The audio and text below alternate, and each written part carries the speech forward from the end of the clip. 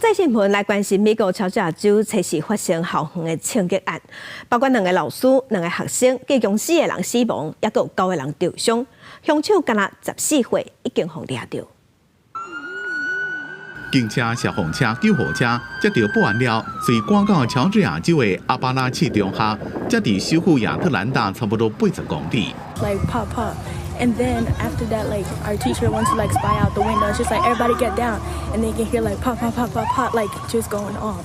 凶手入去学校内面开枪，造成重大死伤，老师、学生拢真惊吓。一开始美籍的教授要走去美食卡球场，警察入去学校内面，家长也赶紧找囡仔。We got a call from our 17-year-old who informed us of it. Said it was live on Facebook. 这间中学差不多有1900位学生，随封锁清场。有记者讲，看到一个人倒伫咧担架顶头，互直升机载走，大家拢唔敢相信，开学竟然会拄到死亡枪击案。乔治亚州调查局讲，正协助地方官员，也建议调查期间，附近任何人拢卖花棍。He is a 14-year-old student here at the high school. Again, he has been taken into custody. He will be charged with murder and he will be tried as an adult.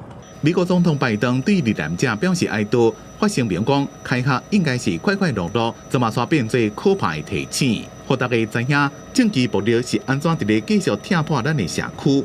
这件校园枪击案和枪击管制辩论更加激烈，也互家长真担心。怎么囡仔成长过程，伫学校内面进行枪击案演习，已经是真普通的代志。不过，这款事件对全国政治法律的推测，敢若是无啥作用。公司新闻黄文玲编辑。